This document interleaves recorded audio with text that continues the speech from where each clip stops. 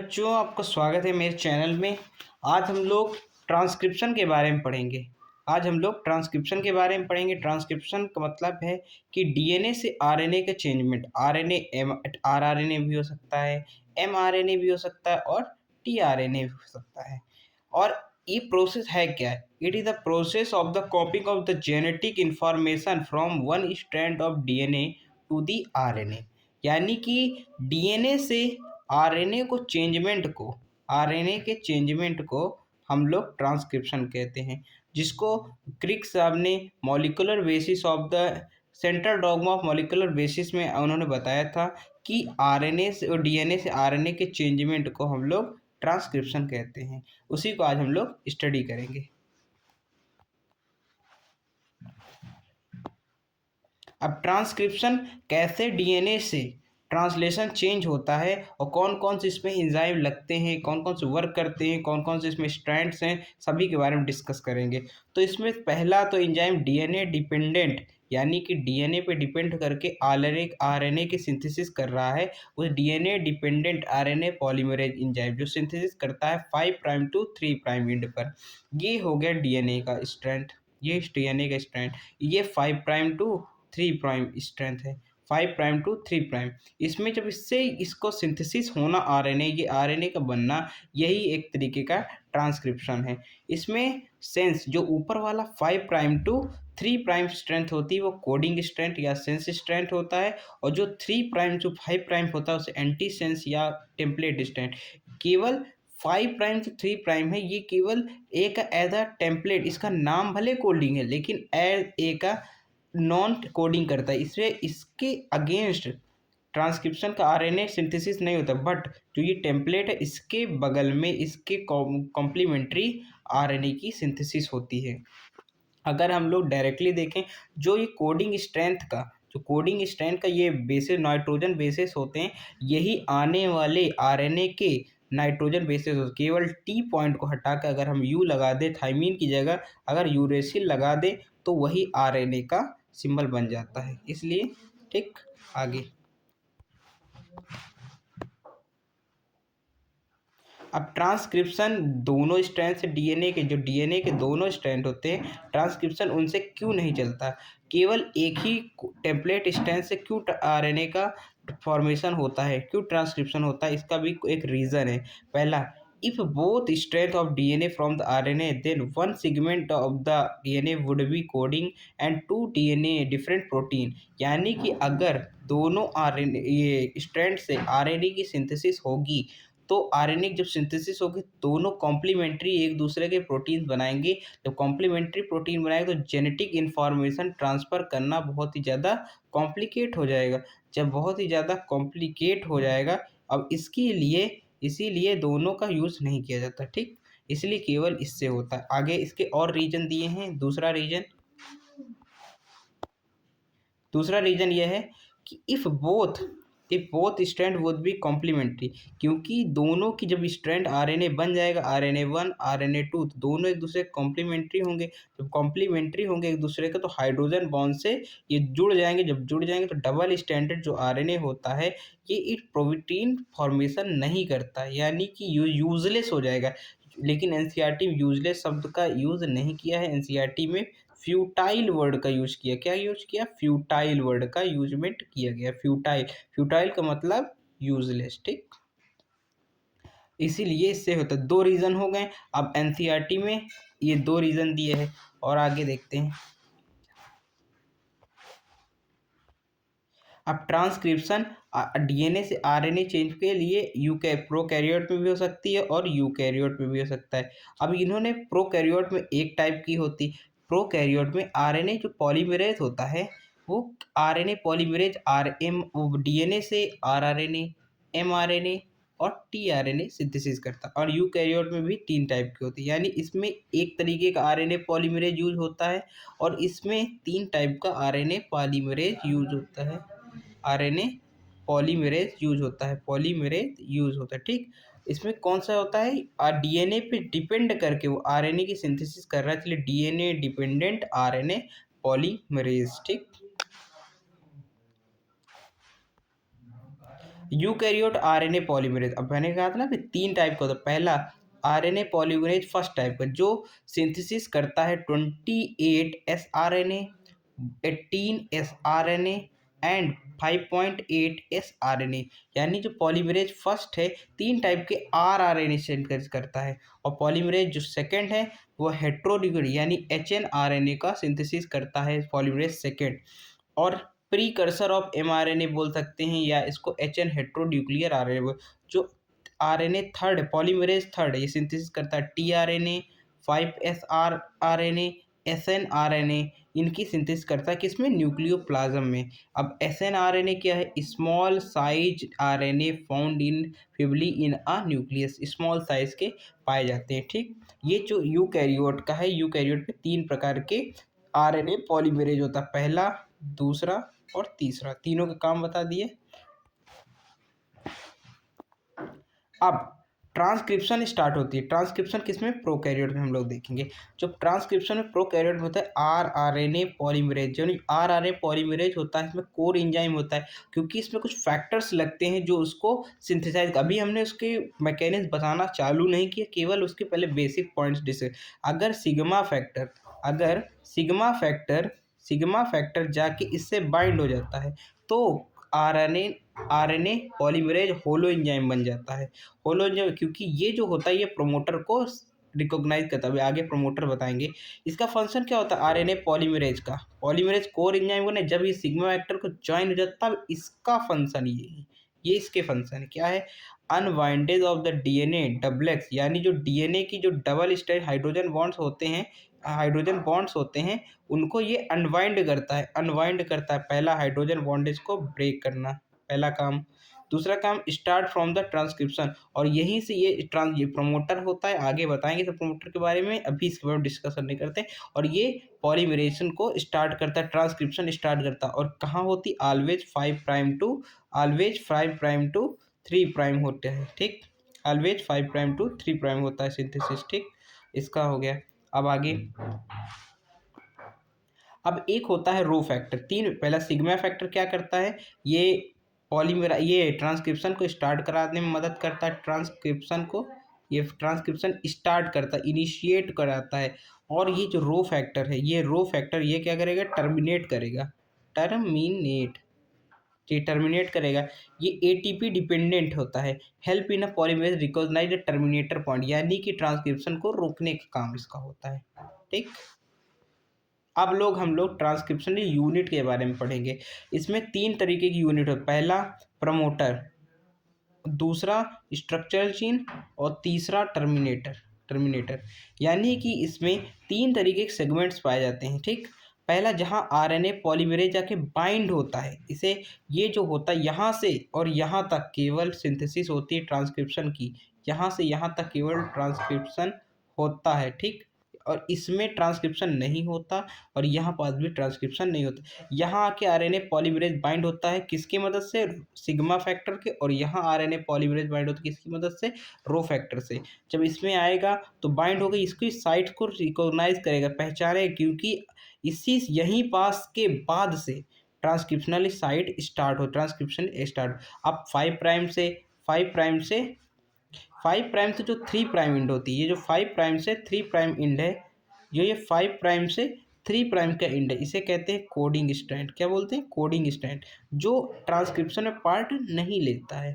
और जो 3 प्राइम से 5 प्राइम इंड है, इसे कहते हैं टेम्पलेट इंड। क्या बोलते हैं, टेम्पलेट, जो कोडिंग में पार्ट लेता है। ठीक, कोडिंग यानी कि ट्रांसक्रिप्शन एमआरएनए बनने में। जो स्ट्रक्चरल जीन होता है यही पास पूरा आगे का प्रोसेस होता है। ये जो अपस्ट्रीम और ये डाउन स्ट्रीम में ही होगा, अपस्ट्रीम में कुछ भी नहीं होता। ठीक, ये देखिए, ये दिखा है आरएनए का सिंथेसिस यहाँ पास से होता है। अब ये ट्रांसक्रिप्शन यूनिट, ये जो प्रमोटर है, ये डाउन स्ट्रीम, ये प्रमोटर, ये स्ट्रक्चरल, और ये अब ये टेम्पलेट जो स्ट्रैंड और कोडिंग स्ट्रैंड, इसमें लिखा है promoter promoter and terminator flank two structure जी, यानी प्रमोटर और ये फ्लैंक यानी अगल बगल पाए जाते हैं स्ट्रक्चरल जीन के। Promoter is located always, promoter 5 prime end पर ही लोकेट होगा। कोडिंग स्ट्रैंड होगी उससे अप पॉइंट, यानी जिधर साइड प्रमोटर होगी सिर्फ 5 प्राइम इंड होगा, और वही वाली जो स्टैंड होगी कोडिंग स्टैंड वहीं अपराइट होगा स्ट्रक्चरल जीन के बगल में। और टर्मिनेटर ऑलवेज 3 प्राइम इंड पे होगा, जो कोडिंग स्ट्रैंड हो जहाँ से एमआरएनए बनेगा, जो डाउन स्ट्रीम होगा और स्ट्रक्चरल जीन होगा उसी में। In the presence of promoter that define the template and coding strand, ठीक। बाई स्विचिंग द पोजीशन, अगर हम इसको इधर पटक दें और इसको इधर पटक दें तो ये 5 वाला ये नीचे वाला हो जाएगा कोडिंग, और ये टेम्पलेट ऊपर चला जाएगा ऐसे। By switching the position of promoter and terminator template and coding state also be reverse, यानी कि अगर हम इसको इधर से पटक के इधर पटक दें तो ये वाला ऊपर चला जाएगा और ऊपर वाला नीचे आ जाएगा, ठीक। अब ये जो यूनिट्स हैं इनके बारे में एकदम बेसिक्स का हमने बात कर ली। अब इसके बारे में अच्छे से स्टडी करते हैं। ये प्रमोटर हो गया, और ये स्ट्रक्चरल जीन हो गया, और ये टर्मिनेटर हो गया, ठीक। अगर हम इसकी इधर स्विच कर दिए तो देखो स्विच कर दिए, ये प्रमोटर को इधर रख दिए तो ये वाली अब कोडिंग स्टेट हो गई ना, ये हो गई स्ट्रक्चर, ये टेम्पलेट हो गई, ठीक। अब ये प्रोकैरियोट में हम लोग स्टडी कर रहे हैं। प्रोकैरियोट और यूकैरियोट पे कंपैरिजन करते हैं पहले, ठीक। ये प्रोकैरियोट में जहाँ प्रमोटर होता है, प्रमोटर उसको क्यों कहा गया, क्योंकि वहाँ पर डबल हाइड्रोजन, क्योंकि ए और टी ऑलवेज डबल बॉन्डेड होते हैं, और टी और ए ऑलवेज डबल बॉन्डेड होते हैं, इसलिए इसको तोड़ना आसान है ना भाई, जी और सी के मुकाबले इसको तोड़ना आसान है, इसीलिए इसको यूज किया गया। जो होता है प्रोकैरियोट में प्रमोटर, उससे बोलते हैं प्रिब्नोवॉस्प, जिसमें 6 base pair long TATA AT, यानी TATA AT T A TATA AT होता है। टाटा एट ये बॉक्स स्टार्टिंग पॉइंट, इसे प्रिब्नोवॉक्स बोलते हैं प्रोकैरियोट में, यहीं से स्टार्ट होता है। और यूकैरियोट में इसे टाटा बोलते हैं या हॉगनेक बॉक्स बोलते हैं, टाटा बॉक्स बोल सकते हैं या हॉगनेक बॉक्स, इसे टाटा टैट, टाटा आ, या बोल सकते हैं टाटा टैट, यानी टाटा टैट नहीं बोले, मतलब ये जो नाइट्रोजन बेस है ऐसे सीक्वेंस 7 होते हैं, उसमें 6 होते हैं, इसमें 7 होते हैं, यही स्टार्टिंग पॉइंट है, ठीक। आगे बढ़े।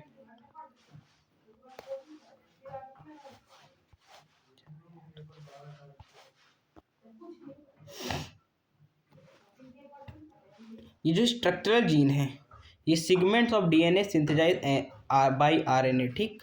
ये मोनोसिस्ट्रॉनिक अरेंजमेंट होता है, पॉलीसिस्ट्रॉनिक 2 टाइप के होते हैं। Mostly eukaryote mRNA synthesise 1 polypeptide chain, और इससे जो होता है मोर देन 1, यानी कि पॉली का यानी पी यानी पॉली जो होते हैं मोर देन 1, मोनो यानी केवल सिंगल, ठीक।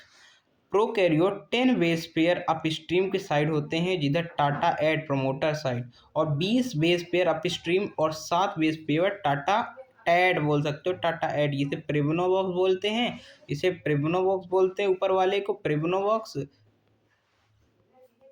इसे बोलते हैं प्रिब्नोवॉक्स, और इसे हॉगनेक बॉक्स बोल सकते हैं, HOG हॉगनेक बॉक्स या टाटा बॉक्स, कुछ भी बोल सकते हैं, ठीक। पूरा टाटा बॉक्स बोल सकते हैं।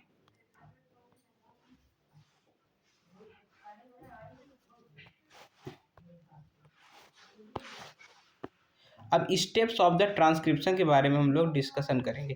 पहला इनिशिएशन होता है, इलोंगेशन होता है, टर्मिनेशन होता है। इनिशिएशन के लिए मतलब कि केवल पॉलीमराइजेशन सिग्मा फैक्टर की वजह से इनिशिएट करता है।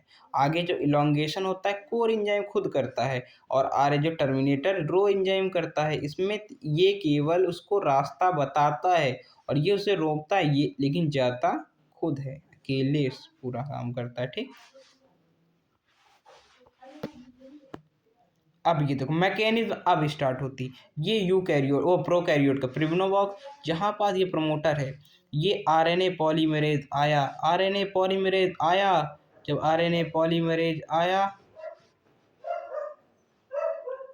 ये आरएनए पॉलीमरेज आया जिसके साथ सिग्मा फैक्टर मिलके ये क्या था कोर एंजाइम, जब ये मिल गया तो होलो एंजाइम, इसकी वजह से इसने इसको रिकॉग्नाइज किया प्रमोटर को, जाके यहाँ बाइंड हुआ, सिग्मा फैक्टर से बाइंड हुआ और इसके या हाइड्रोजन बॉन्ड को तोड़ना चालू किया, स्टार्ट हो गया। उसके बाद स्ट्रक्चर जीन में आगे इनिशिएशन स्टार्ट हुआ, जब स्टार्ट हो गया यहाँ पास पूरा करने के लिए केवल ये काम नहीं आएगा, केवल कोर एंजाइम काम करेगा। कोर एंजाइम काम करेगा और आगे एमआरएनए बनाएगा। ये देखो आगे ये बढ़ रहा है और इसके हाइड्रोजन बॉन्ड को तोड़ते हुए केवल ये प्रमोटर में जो सिग्मा फैक्टर काम करता है आगे, केवल ये देखो सिग्मा फैक्टर यहाँ से रिमूव हो गया। सिग्मा फैक्टर जब रिमूव हो केवल कोर एंजाइम स्ट्रक्चर जीन को ट्रांसक्राइब करेगा। यह अकेले बढ़ रहा है आरएनए पॉलीमरेज और इसके कॉम्प्लीमेंट्री बनाता चला जाएगा। इस पे प्रोसेस पे इलोंगेशन में केवल अकेले होता है, यहाँ से रिमूव हो जाता है, केवल अकेले कोर एंजाइम काम करता है। DNA dependent RNA polymerase core enzyme काम करता है और ये आरएनए की एक लाइन एमआरएनए की बनाकर अंदर ये सब न्यूक्लियस के अंदर ये पूरा चल रहा है, न्यूक्लियोप्लाज्म के अंदर। अब ड्यूरिंग द ट्रांसक्रिप्शन जो ribonucleotides triphosphate ATP GTP CTP UTP substrate as well as provide energy, क्योंकि ये सब करने के लिए बहुत ही ज़्यादा एनर्जी की ज़रूरत होगी। जब तक एनर्जी प्रोवाइड नहीं होगी तब तक आगे काम बढ़ेगा नहीं, इसलिए इसमें बहुत ज़्यादा एनर्जी लगती है। जब यूटीपी होता है यूएमपी में चेंज होता है, 2 पीपीआई इनऑर्गेनिक पायरोफॉस्फेट निकालता है। पीपीआई जो होते हैं 2 पीपीआई में चेंज होते हैं और एनर्जी रिलीज करते हैं।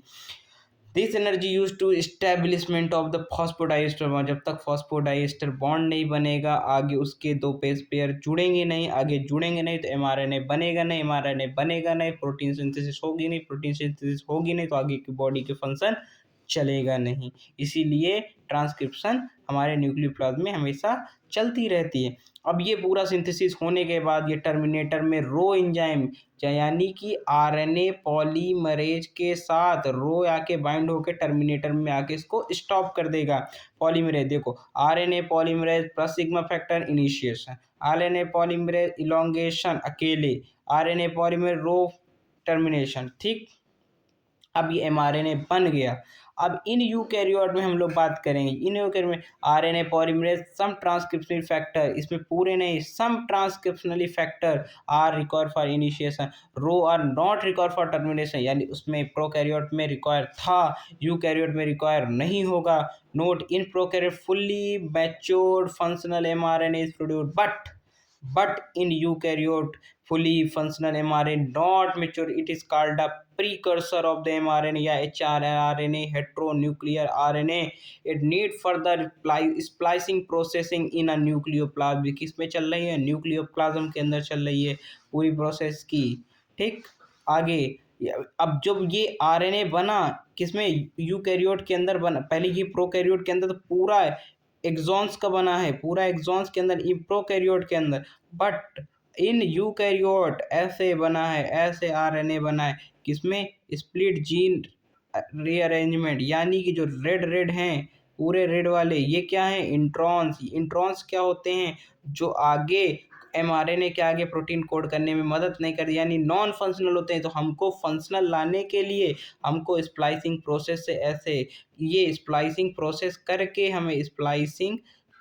हमें इसको फंक्शनल एमआरएनए में चेंज करना है। इसी प्रोसेस को ये जो स्प्लिट जीन अरेंजमेंट, ये वाला स्प्लिट जीन अरेंजमेंट, हमको स्प्लिट जीन अरेंजमेंट नहीं करके हमको मतलब स्प्लिट जीन अरेंजमेंट से हटा कर स्प्लाइसिंग की प्रोसेस है, हमको मैच्योर फॉर्म का आरएनए चेंज जैसे प्रोकैरियोट में होता है। और ये इसका कारण क्या है, क्योंकि इसमें होता है मोनोसिस्टोनिक अरेंजमेंट, इसमें पॉलीसिस्टोनिक अरेंजमेंट, पहले बात बता चुका हूँ, इसी कारण ये सब होता है। ठीक, इसीलिए दोनों एक दूसरे से थोड़ा अलग है, इनिशियल प्रोसेस सेम है बट आगे का प्रोसेस थोड़ा थोड़ा अलग है।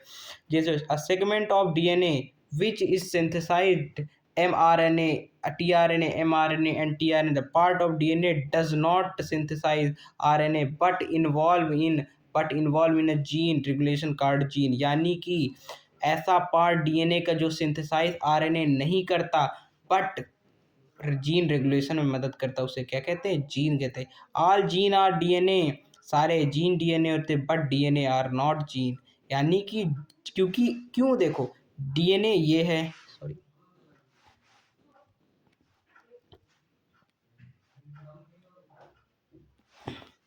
ये डीएनए है, डीएनए का छोटा सा पार्ट जीन हो सकता है। क्या जीन छोटा सा पार्ट डीएनए हो सकता है, नो, इसीलिए ये बात बिल्कुल सही है।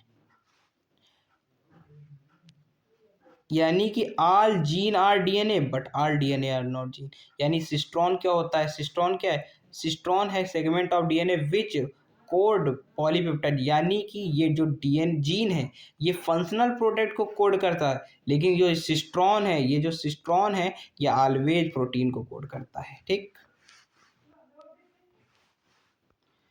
अब स्प्लिट जीन अरेंजमेंट को डिस्कवरी किसने की? स्प्लिट जीन के बारे में किसने की? ये इसको डिस्कवरी की थी रॉबर्ट्स एंड फिलिप पास स्पेयर, यानी रॉबर्ट एंड फिलिप स्पेयर ने इसके बारे में डिस्कवर, इनको नोबेल प्राइज 1993 में Nobel prize gene and alternate किसे? रॉबर्ट एंड फिलिप शार्प ने की थी। Gene are alternate functional part, जिसमें exon and non functional part intron are inventing species होता है। ठीक, अब स्प्लिट जीन का भी हमने बताया। Mostly prokaryote gene are non split, यानी कि उसमें पॉलीस्टोनिक मैनेजमेंट होने के कारण उसमें केवल एक्सॉन्स बनते हैं, not intron, but in eukaryotes intron और एक्सॉन दोनों बनते हैं। इसलिए एक्सेप्शन क्या है इसका? Archaebacteria. ठीक, स्प्लिट जीन अरेंजमेंट का एक्सेप्शन क्या है? आर्की बैक्टीरिया एक तरीके से एक्सेप्शन है। Mostly eukaryote genes are split gene except gene for synthesis for a histone, यानी कि सारे जीन के अंदर स्प्लिट जीन अरेंजमेंट नहीं होता यूकैरियोट, केवल हिस्टोन्स और इंटरफेरॉन जो होते हैं उसमें ये नहीं हो। एक्सेप्ट जीन फॉर, यानी उसका एक्सेप्शन क्या है? हिस्टोन और इंटरफेरॉन, दो तरीके के जो जीन हमारे बॉडी के अंदर सिंथेसाइज होते हैं, एमआरएनए सिंथेसाइज होते हैं, उनके अंदर ये स्प्लिट जीन अरेंजमेंट नहीं पाया जाता। ठीक, नहीं पाया जाता है, ये सब नहीं पाया जाता इसके अंदर। इसीलिए in the split gene represent the ancient primitive feature of genome, ये क्या करता है? स्प्लिट जीन हमारे एंशियंट फ्यूचर को रिप्रेजेंट करता है, फीचर को, primitive. The presence of intron is the reminiscence of the antiquity of the remaining part of past. ठीक, the process of splicing represent the dominance of RNA word, यानी ये process क्या बताता है कि पहले के समय में आरएनए का वर्ड का डोमिनेंस था, क्योंकि आरएनए सबसे पहला एक ऐसा जेनेटिक मटेरियल जो अर्थ में इंट्रोड्यूस हुआ था, जिसमें एसएनआरएनपी यानी single small nuclear RNA act as catalyst during splicing. आगे भी इसके बारे में बात करेंगे। आप देखो, अब प्रोसेस एसएनआरएनपी की जो प्रोसेस है इसको कैसे इनिशिएट करेंगे? Pre RNA precursor of mRNA कैसे करेंगे, इसके बारे में पूरा डिटेल में स्टडी अभी करेंगे, इसी वक्त करेंगे हम लोग। It carried out by nucleoplasm, ये तो न्यूक्लियोप्लाज्म में पहले ही बात कहें, तो न्यूक्लियोप्लाज्म में चल रहा है इसका काम, पूरा न्यूक्लियोप्लाज्म में चल रहा है। ठीक, जो ये functional part, non functional part को क्या बोलेंगे? ये होता है एक्सॉन। अरे यार थोड़ा एक सेकंड, हाँ, इसे क्या बोलेंगे? एक्सॉन बोलेंगे। और ये क्या है? नॉन फंक्शनल क्या है? इंट्रॉन। इंट्रॉन, इसे क्या बोलेंगे हम लोग? इंट्रॉन बोलेंगे। हाँ, इंट्रॉन बोलेंगे। और फंक्शनल ये, अब इसमें सबसे पहली प्रोसेस देखो, जो एचएनआरएनए होता है अनस्टेबल होता है, कंटेनर इंट्रॉन एक तरीके अनस्टेबल है। जब अनस्टेबल जो चीज़ होती है वो एग्जिस्ट नहीं करती, स्प्लिट जीन अरेंजमेंट है। अब इसमें एक्सॉन, इंट्रॉन, एक्सॉन, फिर स्टेबलाइजिंग करने, यानी स्टेबल से अनस्टेबल से स्टेबल करने के लिए उसको कुछ ना कुछ स्टेबलाइज करना पड़ेगा। पहले इसकी कटिंग करते हैं, एक्सोप्लाज्म, एक्सोन्यूक्लियस। एक्सोन्यूक्लियस क्या होता है? ऐसा एक रिस्ट्रिक्शन एंजाइम जो एंड से काटता है एमआरएनए को, एंड से। ठीक, अब प्रोसेस सबसे पहला स्टेप क्या है? कैपिंग, यानी कि इसमें 7 methyl guanosine triphosphate 7 MGPP 7 methyl guanosine tri एड एट द 5' एंड पे हेल्प क्या करता है? Help in a guanylyl transferase enzyme. किसकी मदद से हम लोग इसको काम करते हैं? ग्वाइनोलिन ट्रांसफरेस एंजाइम की मदद से। ग्वानियोलिन ट्रांसफरेस एंजाइम, ये 7 पे 5' पे आके बाइंड हो गया। अभी दूसरा प्रोसेस क्या है इसका? टेलिंग। टेलिंग का मतलब क्या है? अब ये टेल, ये पॉइंट टेल है और ये उसका कैप है। तो टेलिंग में 200 से लेके 300 एडिनाइलेट मॉलिक्यूल AMP आके बाइंड होते हैं, जो पॉलीमरेज रिएक्शन करते हैं, यानी कि 200 से लेके 300 एडेनाइलेट मॉलिक्यूल आके बाइंड हो जाते हैं ए पॉलीमरेज एंजाइम की मदद से टेम्पलेट इंडिपेंडेंट मैनर से, ठीक। अब 7 पे आके ये बाइंड हो गया, इस पे आके ये बाइंड हो गया। अब इस पे आके जब ये बाइंड हो जाते हैं तो तीसरा प्रोसेस होता है SNRNP का, यानी कि स्प्लाइसिंग का, यानी it is done by the spliceosome. इसी में स्प्लाइसियोसोम बनता है। किसके कारण बनता है? SNRNP, यानी स्मॉल न्यूक्लियर RNA के पास जब प्रोटीन मिल जाता है तो SNRNP बन जाता है, small nuclear ribo nucleo protein.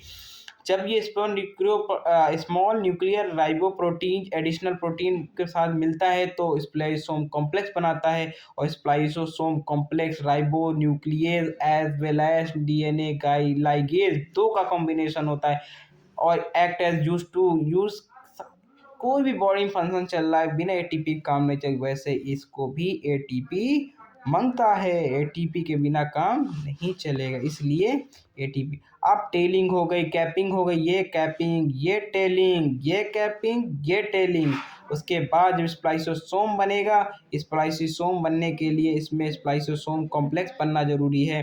अब SNRNP एक्ट करेगा, दो जगह पे एक्ट किया है। अब इसको बनाकर आगे इसके दोनों जाके कंपार्टमेंट आपस में बाइंड हो जाएंगे। जब आपस में दोनों जुड़ जाएंगे तो बीच में ये स्प्लाइसियोसोम बन जाएगा। अभी आगे दिखाते हैं। ये स्प्लाइसियोसोम देखिए बन गया, स्प्लाइसियोसोम पूरा बन गया। अब स्प्लाइसियोसोम रिमूव करना है इसको, अभी इसको रिमूव करेंगे। जब तक इसको किसी भी चीज़ को जो एडिशनल पार्ट है हमेशा किसी रिमूव करना ही पड़ता है।